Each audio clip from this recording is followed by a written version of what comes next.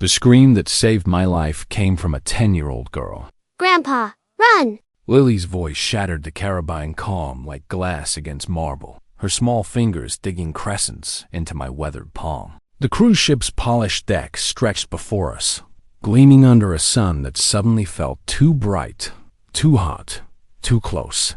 Other passengers turned to stare, couples in resort wear, families with matching sun hats, all of them wondering what could make a child sound so terrified in paradise. I should have known then, should have understood that terror has a particular pitch, a frequency that bypasses logic and speaks directly to the primitive brain. But I was still learning the language of betrayal, still translating the grammar of a son who'd become a stranger. Let me start earlier. Let me tell you how a father's love becomes a weapon turned against him. 3 weeks before the cruise, I stood in my kitchen watching coffee percolate. The afternoon light painted everything gold in the granite counters I'd installed myself. The ceramic mug my late wife had bought in Tuscany, the view of Mrs. Henderson pruning her roses next door. Retirement suited me. 43 years in the same house, the mortgage long paid, savings carefully cultivated like a garden that would bloom through my final seasons. The phone rang. Derek's name on the caller. ID made my hand pause mid-reach. Strange how the body knows before the mind admits, that slight hesitation, that tightening in the chest. We develop antibodies to disappointment, but they never quite protect us from our children. Hey, Dad. His voice carried that particular frequency, not quite pleading, not quite demanding, but something in between. The tone of a salesman who knows his mark too well. Hello, son. Listen, about the cruise. The family cruise we talked about. He hadn't talked. He'd mentioned. There's a difference. We need $8,000 for the tickets. Everything's booked, deposits paid. The travel agent needs the rest by Monday. I set my coffee down harder than necessary. A small rebellion. Derek, you're 42 years old. You have a job, a family, pay for your own vacation. The silence that followed had texture thick, suffocating, familiar. I'd heard this silence before, when he needed money for the house down payment, the wedding, the car repairs that somehow cost more than the car was worth. This silence was his reset button, the pause before recalibration. How can you say that? His voice pitched higher. A boy's whine in a man's body. This is supposed to be about family, about celebrating your retirement, about making memories. Memories. As if they could be purchased, packaged, delivered on schedule, like everything else in his Amazon Prime existence. I'll pay for Lily's ticket, I said. She shouldn't suffer because her parents can't budget. Dad, that's my offer. Take it or leave it. He took it, of course, but not gracefully, not quietly. Derek never did anything quietly. That evening, I heard car doors slam with the particular violence of suppressed rage. Through my dining room window, I watched Derek's minivan tick and cool in my driveway, metal contracting with small sounds like bones cracking. They had a key given during better times, when trust came easier, and they used it without knocking. Evelyn entered first, a symphony of studied distress. Her makeup was carefully smudged, suggesting tears without the inconvenience of actual crying. The designer purse she clutched probably cost more than most people's monthly mortgage, but she held it like a prop in a play she'd rehearsed too many times. Frank, we need to talk. Derek filled the doorway behind her, 42 years and 40 pounds removed from his college football glory. He moved through my living room with the casual disrespect of someone casing a joint, picking up family photos and setting them down askew. Sit, I said, though it sounded more like a command than an invitation.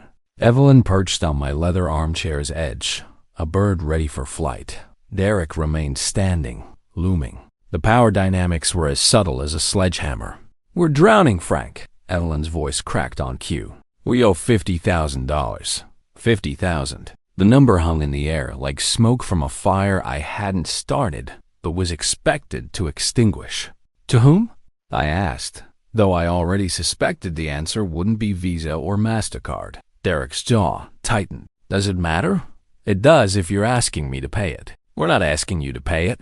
Evelyn leaned forward. Her perfume, something expensive and cloying, invaded my space. We just need the cruise. All of us together. One last family vacation before. Before what? They exchanged a look. In that moment, that fraction of a second, I saw something pass between them. Not love, not partnership, but conspiracy. The look of accomplices checking their stories. "Before it's too late," Derek said softly. "Before something happens." Looking back, I should have heard the threat wrapped in concern. Should have recognized the warning dressed as worry. But I was still their father then. Still believed blood meant something more than biology. "I already said I'd pay for Lily. That's final." Derek's face darkened, not metaphorically, but literally. Blood rushing to skin in a flush that started at his collar and climbed like mercury in a thermometer. "You're going to regret this, Dad. You're going to look back and wish you'd helped when you had the chance." They left without another word, but Evelyn paused at the door. For just a moment, her mask slipped, and I saw something underneath. Not guilt, exactly, but the shadow of it. The ghost of the woman my son had married 15 years ago, before the debt and the designer bags, before whatever darkness they'd invited into their lives had taken root. "Take care of yourself, Frank," she said. "Please." I should have heard the goodbye in it. Should have recognized a farewell when I heard one. The port of Miami stretched before us, like a promise written in concrete and glass. Cruise ships lined the harbor, massive white whales basking in the Florida sun. The air tasted of salt and diesel, adventure and escape. Families dragged luggage and children in equal measure, everyone wearing the same expression of anticipated pleasure. That particular look of people about to pay too much for too little, but determined to enjoy it anyway. Lily held my hand as we approached the gangway. At 10, she was small for her age, but carried herself with the gravity of someone who'd seen too much, heard too much, understood too much. Her brown eyes, my late wife's eyes, somehow skipping a generation, took in everything with quiet intensity. "Where are Mom and Dad?" she asked, though her tone suggested she already knew the answer. "They're coming separately," I lied, the words ash in my mouth. "Different flight." She nodded, but her grip on my hand tightened imperceptibly. Children always know when adults are lying. They just sometimes choose to pretend otherwise. The truth was simpler and more complex. Derek and Evelyn had found the money. Somehow, somewhere, they'd scraped together $8,000 in 72 hours. When Derek called to tell me, his voice had carried a new quality, not triumph exactly, but something darker. Satisfaction, maybe, or anticipation. "We'll see you on board, Dad. Wouldn't want to miss this for the world." The ship's interior was a study in orchestrated excess. Chandeliers dripped crystal tears over marble floors polished to mirrors. The main atrium soared 7 stories, a cathedral to consumption with glass elevators rising like prayers to the shopping deck. Everything gleamed with that particular shimmer of the aggressively new, as if dirt and wear were personal failures rather than natural processes. Our cabin, I'd splurged on a balcony suite. Might as well enjoy my money while I could overlook the port side. Lily immediately went to the sliding door, pressing her nose against the glass like she was trying to breathe in the view. "It's beautiful, Grandpa." "Yes," I agreed, though I was watching her, not the ocean. There was something about her posture, a tension in her narrow shoulders that didn't belong on a child embarking on vacation. "Lily," I said carefully, "is everything okay? At home, I mean." She turned from the window, and for a moment she looked older than 10, older than 20, ancient even. "They fight," she said simply, "about money, about you, about everything. I'm sorry you have to hear that." She shrugged, a gesture too casual to be genuine. "It's okay. I have my headphones." Before I could respond, a knock rattled our door. Not the polite tap of ship staff, but something more insistent, demanding. Derek stood in the hallway, and for a moment, I didn't recognize him. He'd lost weight in 3 days. Not enough to be healthy, but enough to be noticeable. His eyes had a glassy quality, pupils dilated despite the bright corridor lights. Behind him, Evelyn clutched her purse with white knuckles. Her smile stretched tight as surgical sutures. "Dad," Derek's voice boomed false cheer. "Look at this place. Quite the upgrade from our interior cabin." They pushed past me into the suite, Derek immediately going to the minibar, while Evelyn examined the bathroom with the dedication of a forensic investigator. "Lily, sweetheart," Evelyn cooed, though she didn't look at her daughter. "Why don't you go explore the ship? There's a kids' club on deck 7. I want to stay with Grandpa. Go, Derek said sharply. Then, catching himself softening, just for an hour, let the adults talk. Lily looked at me, and I nodded. Sometimes battles had to be chosen, and this wasn't the hill. Not yet. After she left, the suite felt smaller. Derek had already emptied 2 tiny bottles from the minibar, vodka disappearing down his throat without ceremony or satisfaction. Evelyn stood by the balcony door, her back to us, watching the port prepare for departure. So, I said, where did you get the money? Does it matter? Derek's response was automatic. Practiced. It might. We borrowed it. Evelyn turned from the window. From friends. What kind of friends loan $8,000 with 3 days' notice? Derek's laugh had no humor in it. The kind you don't disappoint. There was again that undercurrent of threat, that suggestion of consequences beyond the immediate. I should have pushed harder, should have demanded answers. But the ship's horn sounded, deep and mournful, and suddenly we were moving, the dock sliding away with surprising speed. We were committed now, for better or worse, 7 days at sea with whatever my son had brought aboard. That first night, I couldn't sleep. The ship rocked gently, a cradle for those with clear consciences, but my mind wouldn't quiet. Through the thin walls, I could hear Derek and Evelyn arguing in their cabin, next door voices, rising and falling like the waves against the hull. I couldn't make out words, just tone, accusation, denial, accusation, threat. At 3 a.m, a soft knock at my door made my heart stutter. I found Lily in the hallway, wearing her pajamas, an expression of determined bravery. Can I sleep here, Grandpa? Mom and Dad are being loud. I pulled her inside, settled her on the sofa with extra blankets.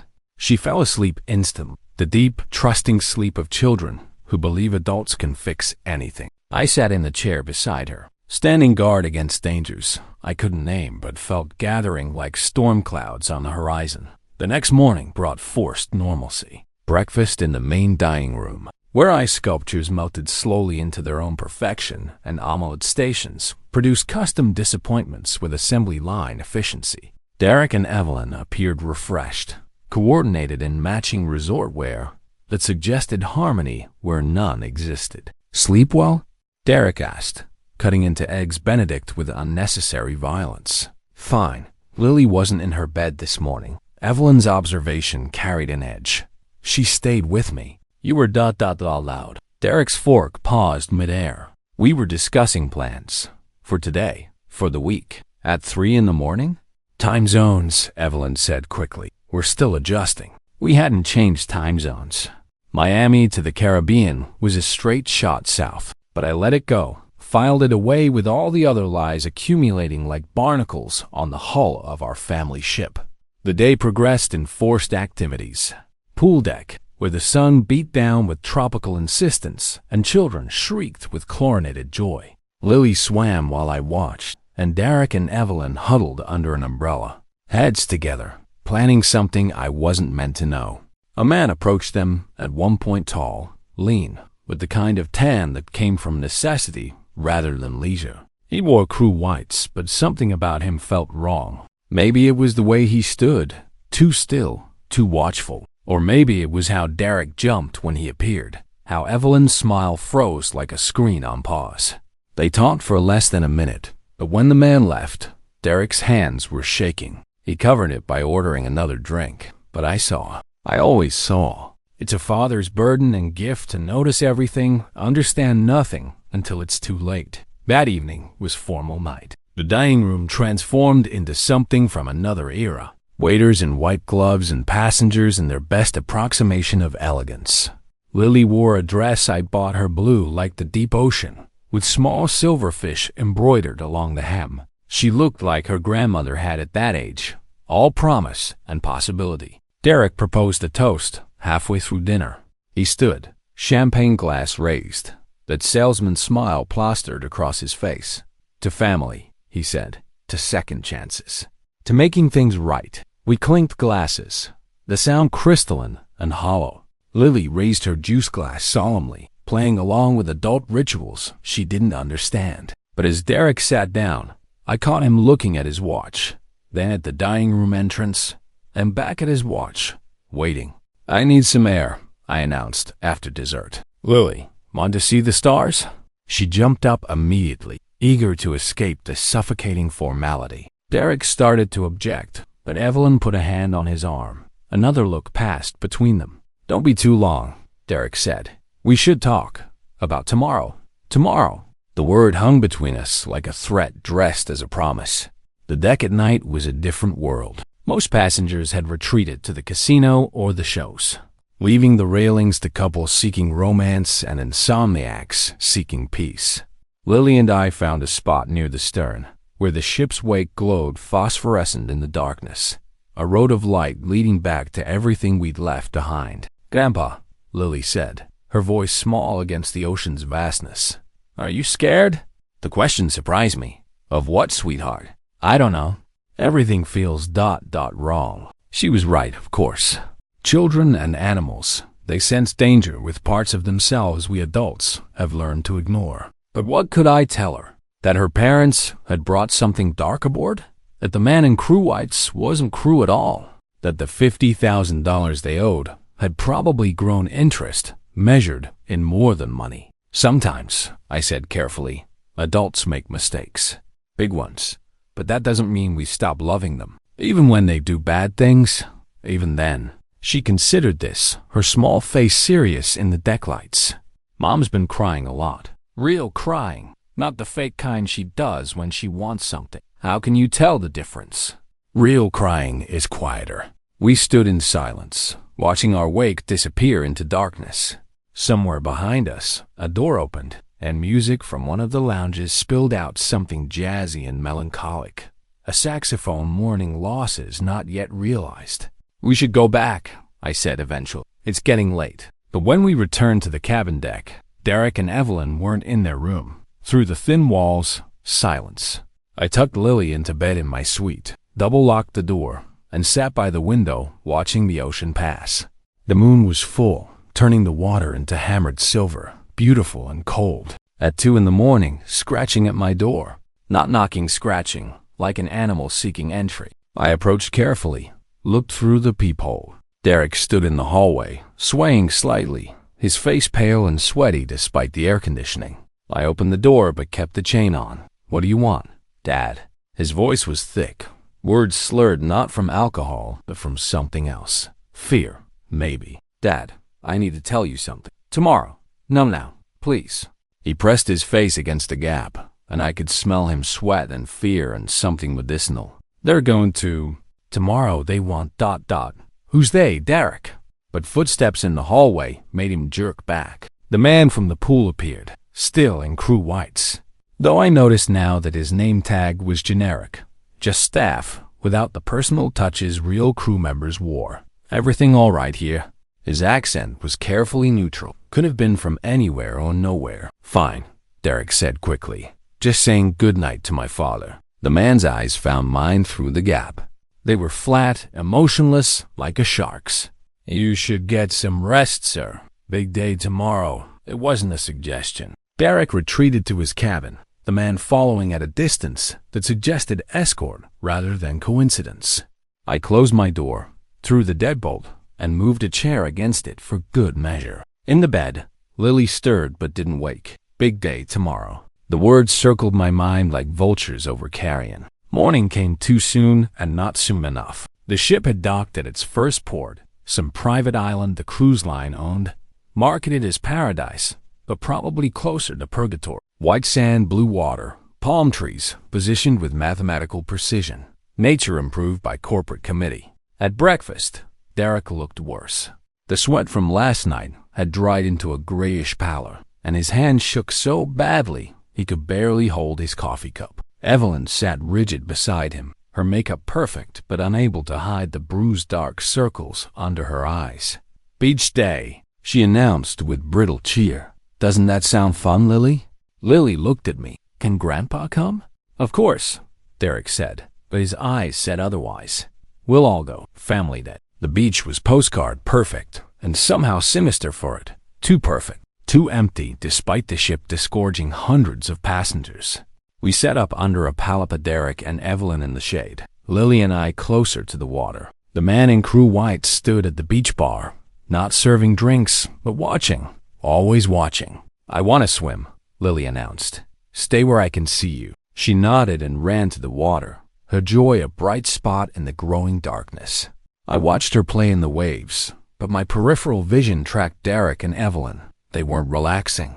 They were waiting. An hour passed. 2. The sun climbed toward its zenith, and the beach began to empty as passengers returned to the ship for lunch. That's when Derek stood up. "Dad, we need to talk. Walk with me." It wasn't a request.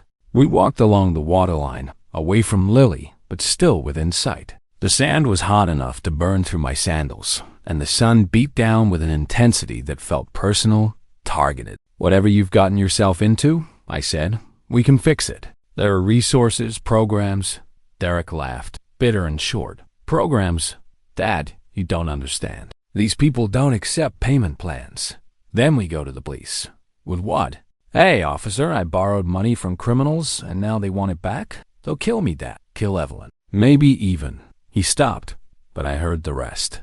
"Maybe even Lily. How much do they want?" "All of it. 50,000. Today."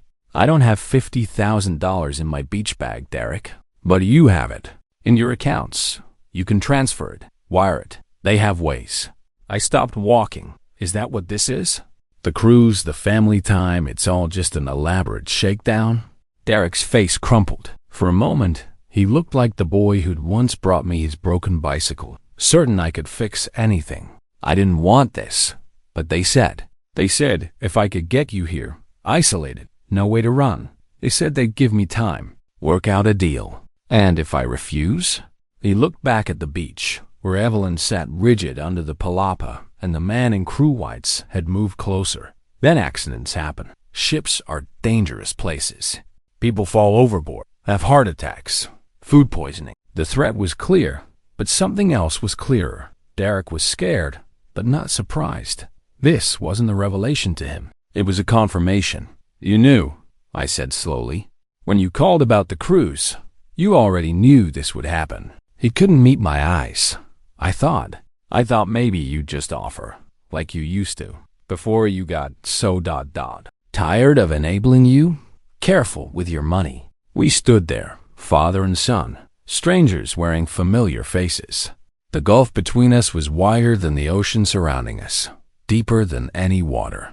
"Grandpa!" Lily's scream cut through everything. The heat, the tension, the complicated mathematics of family betrayal. She stood knee-deep in the water, pointing at something in the waves, not with excitement, but with terror. I ran. Derek followed. The sand grabbed at our feet, slowing us down when every instinct screamed to move faster. By the time we reached her, she was backing out of the water, her face pale despite the sun. "There's something in the water," she whispered. "Something wrong." I looked where she pointed. At first, nothing but the usual waves and foam. Then I saw it a shape beneath the surface, dark and still. "Too still. Get back," I told Lily, pushing her toward the beach. I waded in deeper, the water warm as blood around my legs. The shape became clear as I approached. Human, face down. Crew whites that had lost their Christmas, floating like surrender flags in the current. It was the man from the beach bar, the watcher, the threat. His neck was at an angle that necks shouldn't achieve, and there was a gash across his scalp that had turned the water around him pink. He'd been dead for a while, but the current had just now brought him close enough to shore to be seen. "Oh, God," Derek said behind me. "Oh, God, no. You know him." It wasn't a question. He was their guy, their enforcer. "If he's dead," Derek's voice cracked. "If he's dead, they'll think we did it." "Did you?" "No. But even in denial, there was something. Not guilt exactly, but knowledge. Evelyn ... She went for a walk earlier, said she needed to think. We both turned to look at the beach. Evelyn was gone. The palapa stood empty, our belongings abandoned like evidence at a crime scene. And Lily stood at the waterline, her blue swimsuit bright against the sand, looking at us with eyes that had seen too much. "Grandpa," she said, her voice steady despite everything, "I think we should run." The ship's security office smelled of burnt coffee and bureaucracy. The head of security, a Norwegian named Eriksson, with the face of someone who'd seen everything twice. Took our statements with the efficiency of someone filling out forms for insurance rather than investigating a death. The deceased was not Crew, he said, checking his tablet. No record of anyone matching his description on our employment rolls. Then how did he have a uniform? I asked. Erickson shrugged. Uniforms can be purchased, stolen, borrowed. He looked at Derek. Did you know this man? No.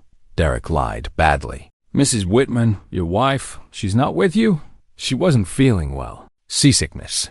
Another lie. Evelyn had vanished like smoke, leaving only the ghost of her perfume and a beach bag containing nothing but sunscreen and regret. Ship security was searching for her, but cruise ships were floating cities. Plenty of places to hide, if hiding was what she was doing. The local authorities will investigate when we return to port, Erickson continued. Until then, I suggest you remain in your cabins. For your safety. Safety. The word had lost all meaning, like saying a name too many times until it became just sound.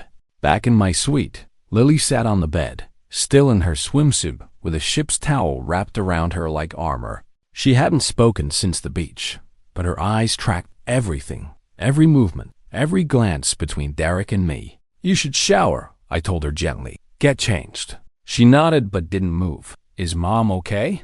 Derek flinched. She's fine, just upset. About the dead man? Yes. Did she know him? The question hung in the air like humidity. Derek opened his mouth, closed it, opened it again. No, she didn't know him. Lily stood, walked to the bathroom with the dignity of someone much older. At the door, she paused. You're both lying, but that's okay. Grown-ups always lie about the important stuff. The bathroom door closed with a soft click that sounded like judgment. Derek collapsed into a chair, his head in his hands. God, what have I done? Tell me, I said. All of it, now. And finally, he did. The story came out in pieces, like shrapnel working its way to the surface. It started with gambling, not casinos or lottery tickets, but day trading, cryptocurrency, and FTs. All the modern ways to lose money while feeling smart about it. Derek had been sure he'd found a system, a pattern in the chaos. He'd borrowed from credit cards first, then personal loans, then less legitimate sources. They seemed professional, he said, like a real business. Interest rates weren't even that bad at first. But interest rates were living things that grew and mutated. 50,000 had started as 20. 20 had started as 10.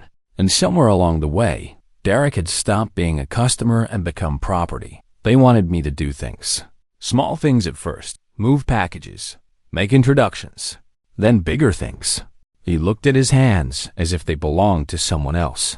Evelyn found out. Threatened to leave, take Lily. So I told them about you, about your money, and they saw an opportunity. They said it would be simple. Get you isolated. Make you understand the situation. You'd pay to protect your family. Everyone goes home happy. Except now their enforcer is dead. Derek's phone buzzed. He looked at it, and his face went white. They know. They want to meet. Tonight, after the midnight show. Who's they? I don't know. I only ever dealt with the dead guy. But there are others on the ship. Passengers, crew, I don't know. They're everywhere. A knock at the door made us both jump. But it was only room service, a fruit basket with a card. Compliments of the cruise line, the steward said, for the inconvenience at the beach. After he left, I examined the card. Generic sympathy, corporate condolences. But underneath, written in pen, Deck 13, midnight, come alone. There was no Deck 13. Ships skipped that number. Superstition hard-coded into naval architecture. But there was a service deck restricted access between 12 and 14. Someone with keys, someone with knowledge, wanted to meet. You're not going, Derek said. I don't see another option.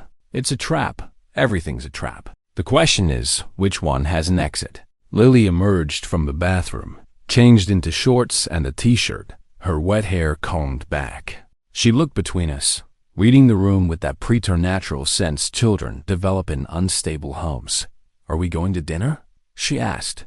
Room service tonight, I said. Movie night. Whatever you want to watch. She nodded, accepting the lie within the truth. We ordered burgers and fries, ice cream for dessert.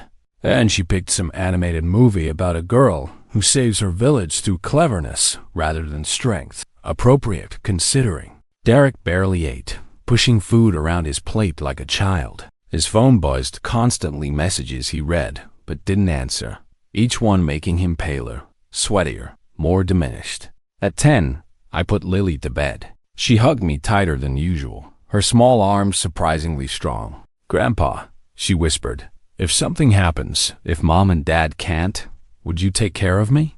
"Nothing's going to happen. But if it does, then yes, always." She nodded against my chest. "I love you. I love you too, sweetheart."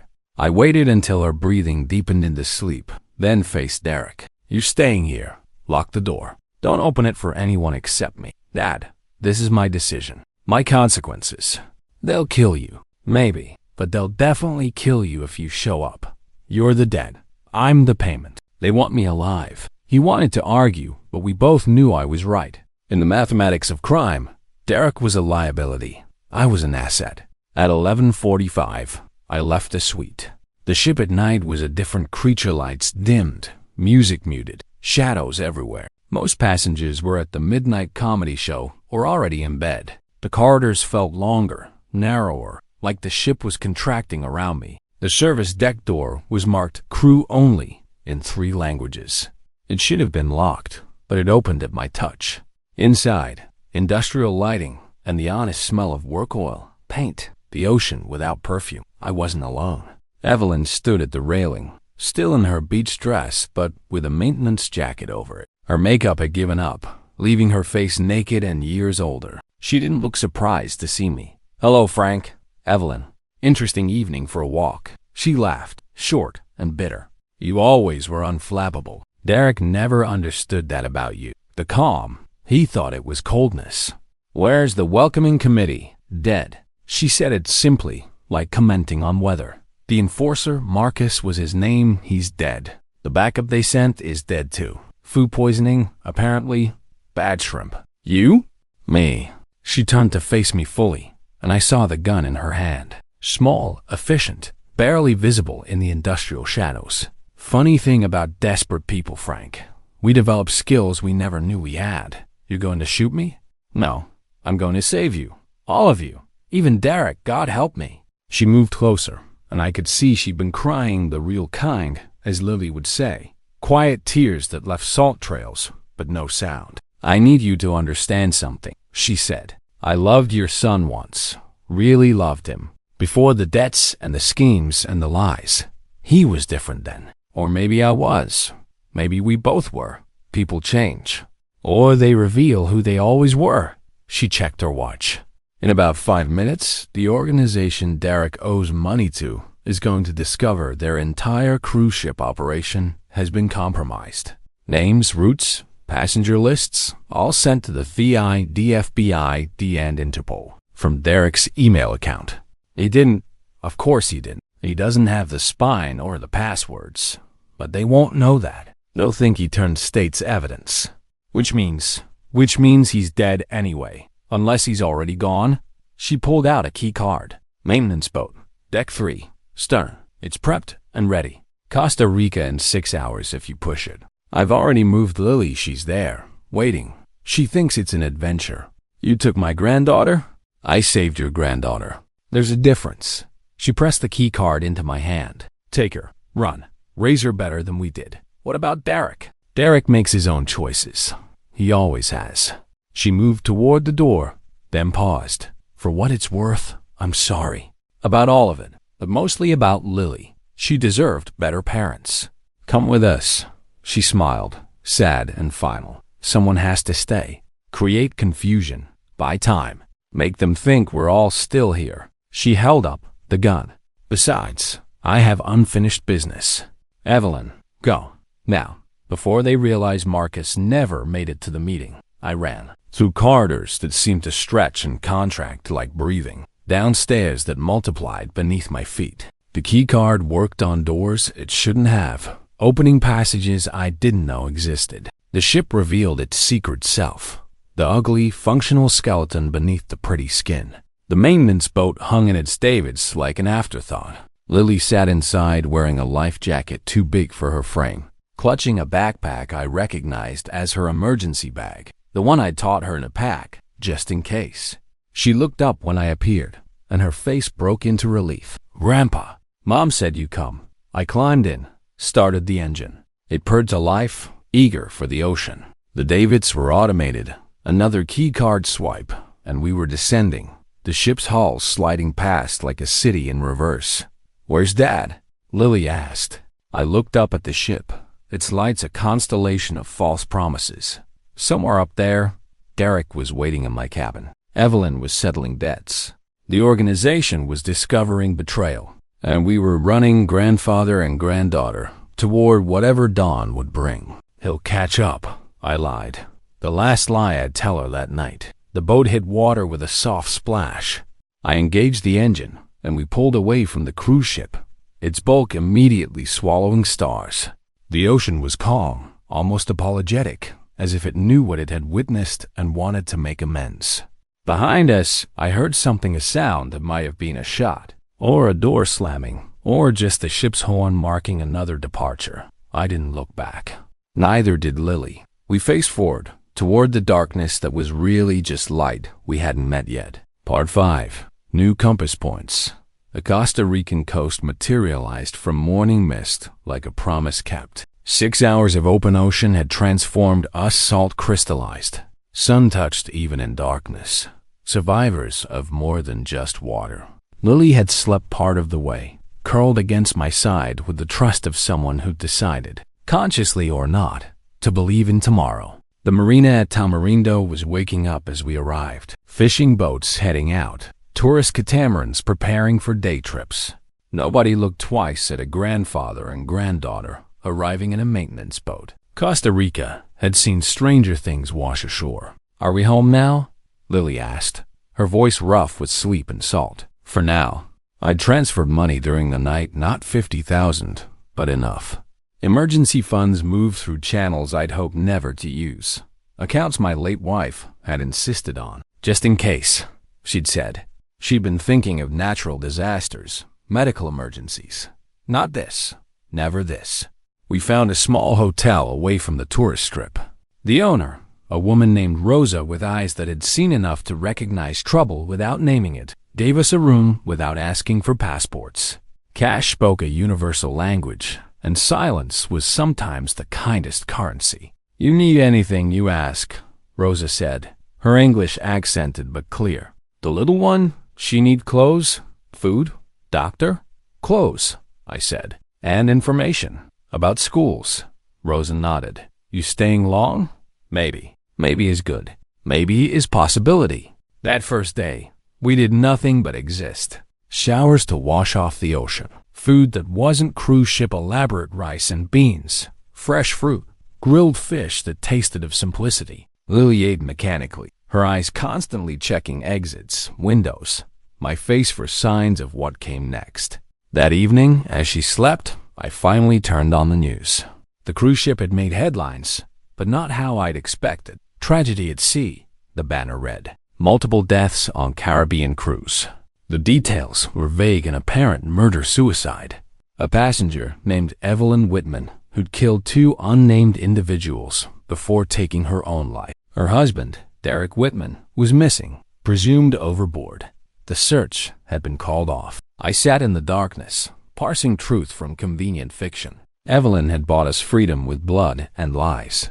Derek was either dead or wished he was. And somewhere, an organization was recalculating odds, cutting losses, moving on to other debts, other fools. My phone, the one I should have thrown overboard, buzzed with a single message. "Unknown number. 3 words. She saved you." I deleted it. Threw the phone in the trash. Became someone else starting now. Lily woke up screaming that night. Not loud, not the theatrical screams of movie children, but quiet, desperate sounds that were somehow worse. I held her while she shook, her small body processing trauma in waves. "They're gone, aren't they?" she whispered. "Mom and Dad, they're not coming." "No, sweetheart, they're not." She nodded against my chest. "Mom knew when she put me in the boat. She knew.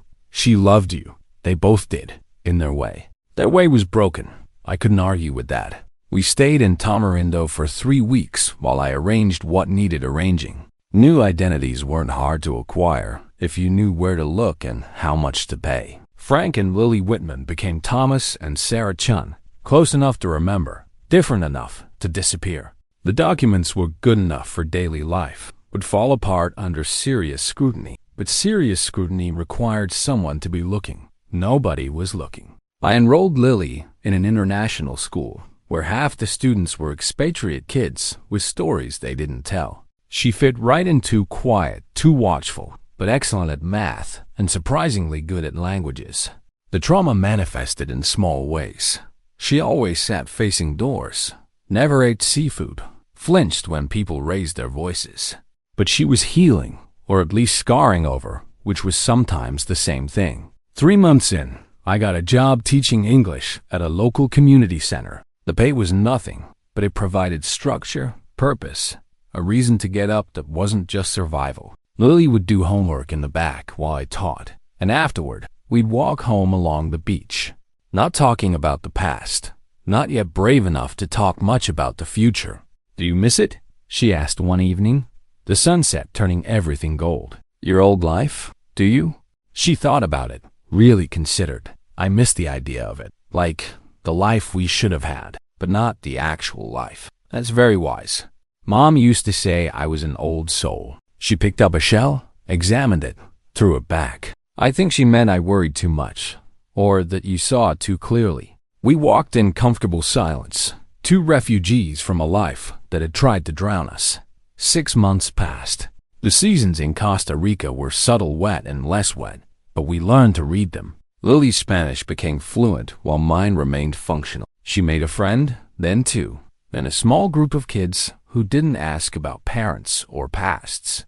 I learned to cook with ingredients I'd never heard of, fix boats at the marina for extra money, became someone I never planned to be but didn't hate. The news from home, could I still call it home, filtered through occasionally. The cruise line had settled lawsuits quietly. The investigation had closed with convenient conclusions.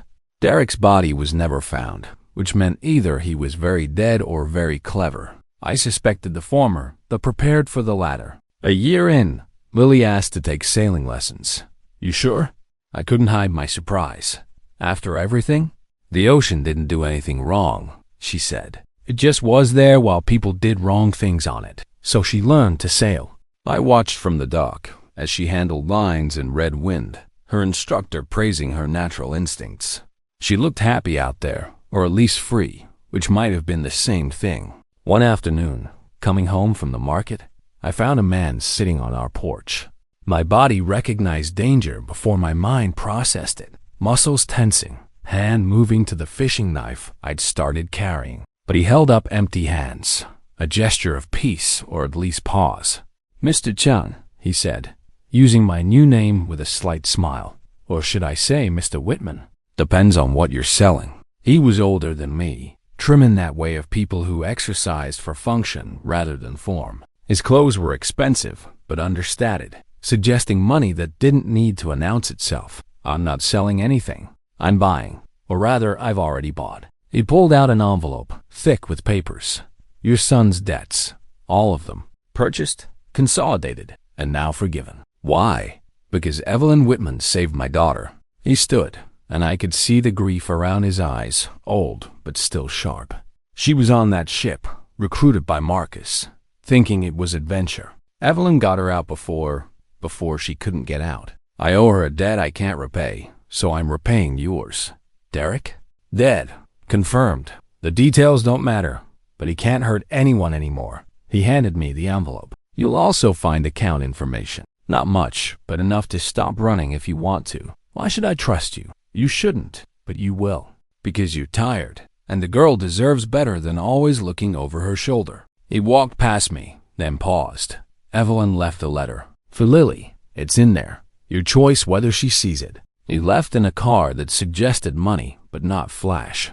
I sat on the porch holding the envelope, feeling its weight literal and metaphorical. Inside, Lily was practicing guitar, a new hobby that filled the house with missed notes and determination. The letter was at the bottom of the stack, sealed in a smaller envelope with Lily's name in Evelyn's handwriting. I held it up to the light but couldn't see through. Whatever last words Evelyn had chosen were hidden, waiting for the right moment or maybe never. That night, after dinner, I showed Lily the letter. "It's from your mom," I said simply. "You don't have to read it now, or ever. Your choice." She took it with steady hands, turned it over, examining it like an artifact from another civilization. "Did you read it?" "No, it's yours." She nodded, set it on her nightstand. "Maybe tomorrow." Tomorrow became a week, became a month. The letter sat there, moved occasionally when she cleaned, but never opened. I didn't push. Some doors were meant to stay closed until the person holding the key was ready. 2 years passed. Lily turned 12, then 13. She grew tall like her father, but careful like her grandmother. The sailing became competitive regional regattas, where she placed well enough to matter. The guitar got better. She fell in love with a boy named Carlos. Fell out of love 2 weeks later. Declared romance overrated. Then fell in love again with a girl named Jessica. Life, in other words. Actual life, not just survival. I found gray hair, then more gray, then gave up counting. My Spanish improved. I learned to fish seriously, not just for metaphor. Rosa from the hotel became a friend. Then something more, though we never named it. Just two people who'd survived different storms, sharing breakfast sometimes, comfortable with silence. One evening, Lily came to me with the letter, still sealed, edges worn from handling. "I want to read it," she said, "but not alone." We sat on the porch, the one where the man had appeared with forgiveness I hadn't asked for. She opened it carefully, preserving the envelope like it mattered. Inside, Evelyn's handwriting, careful and clear. "My darling Lily, by the time you read this, if you ever do, you'll be older, hopefully wiser than your parents ever were. I want you to know that every wrong thing I did was my choice. But the one right thing I did was making sure you got away. Your grandfather is a good man, better than we deserved. He'll tell you we loved you, and that's true. But love isn't always enough. Sometimes it's the excuse we use for terrible things. I'm not asking for forgiveness. I'm asking you to be better, to choose better, to see the moment when you can turn back and actually do it. Be happy, my darling girl. Be free. Be everything we couldn't be." Mom Lily read it twice, then folded it carefully, returned it to its envelope. "She was right," she said finally, "about Grandpa, about choosing better. She was right about you too. You are better. I'm trying to be." She leaned against me, and we watched the sun set into the Pacific. Different ocean, different life, but the same love that had always been there, just waiting to be uncomplicated. The letter came on a Tuesday, delivered to the boat shop where I worked part-time despite not needing the money. Official looking, from a law firm in Miami I'd never heard of. My first instinct was to burn it unread, but Lily, now 20, home from university for spring break, convinced me otherwise. "You can't run from mail, Grandpa. It's just paper." Inside, notification of an inheritance. Derek's life insurance, surprisingly, impossibly, had listed me as beneficiary. The policy predated his debts, his schemes, his fall. $500,000, held in trust for a decade, now released. "It's blood money," I said. "It's money," Lily corrected. "What you do with it determines its character." We used it to build a sailing school for local kids who couldn't afford lessons. Lily designed the program. I managed the boats. Rosa handled the business side with ruthless efficiency. We named it Second Wind Sailing. Nobody got the reference but us. The day we opened, 50 kids showed up. Lily taught the first class, her Spanish perfect, her patience learned from surviving worse storms. I watched from the dock, remembering another dock, another time, when she'd screamed for me to run. We'd run far enough. That evening, sorting through equipment, I found a piece of cruise ship stationery in a donated box of supplies. Someone's packing list, nothing significant, but it stopped me cold. Lily found me holding it, probably looking my age for once. "You okay?" "Just ghosts." She took the paper, glanced at it, then tore it into precise squares. "Ghosts can't swim," she said, throwing the pieces into the water. "Mom told me that once, in one of her real moments." "What else did she tell you?" "That you were the only person she ever met who couldn't be bought. That's why Dad resented you, and why she knew you'd save me. She saved you. You both did, in different ways. A student called out something about tangled lines, and Lily jogged over to help. I watched her work, patient and kind, teaching knots to children who might need them someday for more than sailing. The sun was setting, because it always was in moments like these. Rosa appeared with coffee, the good stuff, not the tourist brew. She didn't ask about my mood. She'd learned to read the weather of my silences. "The girl is good," she said, nodding toward Lily. "Natural teacher. She learned from the best." "From who?" "You never taught sailing. I taught surviving. Similar skill set." Rosa made that sound she made, part laugh, part acknowledgement, part blessing. We stood together watching Lily work, the kids learning, the boats bobbing in water that had carried us all here by different currents.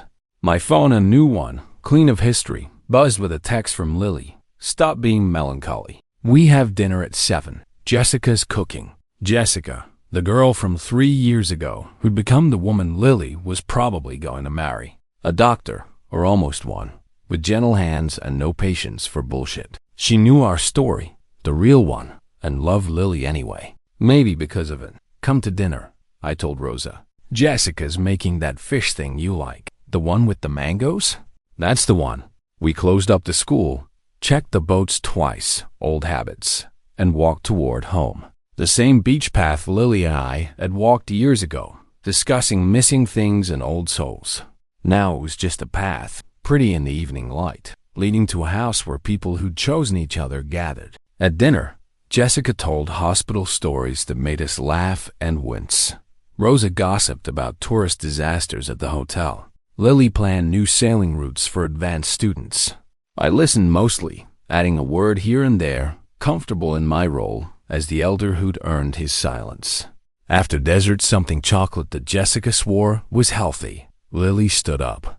Tapping her glass with a spoon like this was a formal occasion. "I have an announcement," she said, and my heart did that thing hearts do when they're bracing for impact. "I've been accepted to graduate school, marine biology, full scholarship." Relief flooded through me. "That's wonderful, sweetheart." "In Australia." The table went quiet. "Australia. The other side of the world. Further even than we'd run." "It's perfect," Jessica said, taking Lily's hand. "I can do my residency at Royal Melbourne. They've already accepted my transfer." They'd planned this together. Of course they had. That's what healthy people did, plan futures that didn't involve escape routes. "When?" Rosa asked. "August. 4 months." I'd had her for 10 years. A gift I'd never expected, probably didn't deserve. Now she was leaving, not running but moving towards something. The difference mattered. "I'm proud of you," I said, meaning it. "Your grandmother would be too. And my parents?" The question surprised me. She rarely mentioned them directly, preferring to let them exist in the subjunctive, what might have been rather than what was. "I think," I said carefully, "they'd be amazed at who you became despite them, or maybe because of them, in some backwards way." "I dream about her sometimes," Lily said. "Mom, she's always trying to tell me something, but I can never quite hear it." Maybe that's the point. The trying, not the hearing. Later, after Rosa had gone home and Jessica was asleep, Lily and I sat on the porch one more time. The stars were brilliant, undiminished by city lights we'd left behind. "You'll be okay here?" she asked. "When I'm gone?" "I'll be fine. Rosa's not going anywhere. The school needs someone to fix boats. And you'll visit. Every Christmas. That's too often. Live your life. I'll be here when you need me." She was quiet for a long moment. "Do you think we're ever really free of it? What happened?" "No," I said honestly. "But we're free of what it could have made us become. That's enough. More than enough." A boat motor in the distance. Someone night fishing or just restless. We listened to it fade, replaced by waves and wind and the sound of a life we'd built from salvage. "Tell me about Grandma," Lily said. "The real stuff, not the careful memories." So I did. Told her about the woman who'd insisted on emergency funds and backup plans, who'd loved her son despite seeing his flaws clearly, who would have adored Lily with the fierce protectiveness of someone who knew how easily things could break. She would have liked Jessica, I added, because she's a doctor, because she makes you laugh. Your grandmother believed laughter was the best measure of a relationship. Is that why you and Rosa work? Among other reasons. Lily stood to go to bed, then paused. The cruise. If you could go back, would you do anything differently? I thought about it, really considered. The money I could have paid, the warnings I could have heeded, the boundaries I could have set sooner or later or not at all. No, I said finally. Every other path leads somewhere else, and I like where we ended up. She kissed my forehead, a gesture so like her grandmother had stopped my breath. Me too. After she went inside, I sat alone with the ghosts that weren't really ghosts, just memories with inconvenient timing. Derek, who'd been broken long before he broke others. Evelyn, who'd found courage too late but not too late to matter. The man in Crew White's, whose name was Marcus, who died for debts that were never really about money. The sunrise was beginning, because it always was, even when it felt like endings. Especially then. Rosa would arrive soon with coffee and comfortable silence. Lily and Jessica would wake up planning their future on the other side of the world. The sailing school would fill with children learning knots that were really about learning to hold on and let go at the same time. I stood, stretched muscles that complained more each year, and went inside to start coffee. Through the kitchen window, I could see the ocean. Not the same one where this all started, but water was water. It connected everything eventually, carried what needed carrying, buried what needed burying. My phone buzzed. Lily, from the next room. Stop being philosophical. Make pancakes. I smiled, got out the flour, began measuring ingredients with the precision of someone who'd learned that small things mattered most. Outside, birds were announcing morning like breaking news. Inside, the people I'd chosen and who'd chosen me back were waking up to another day. We'd stolen fair and square from fate. The pancakes were perfect, round, golden. Nothing like the shapes I used to make for Lily when she was young dolphins and boats and hearts that looked more like kidneys. She didn't need those anymore. She needed what we all needed. Sustenance without performance, love without conditions, presence without ghosts. These are good, Grandpa, she said, drowning them in syrup anyway. Everything's good, I replied, meaning it. And for once, in the morning light of a life we'd built from wreckage, it actually was.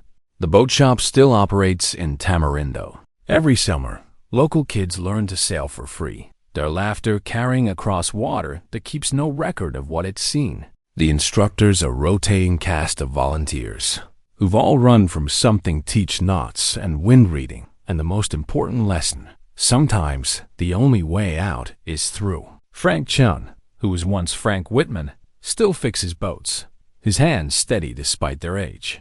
He and Rosa married quietly, no fuss, just papers signed and a dinner with friends who knew better than to ask about the past. Lily Chun, who was once Lily Whitman, became Dr. Sarah Chun, marine biologist, protector of coral reefs that were dying slower thanks to her work.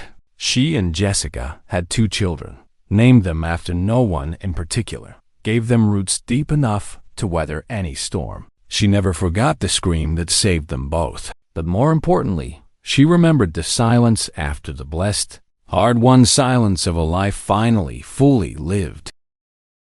If you feel like this story might reach you, follow the channel. That way, you help me bring more stories, and we grow with every life we learn from.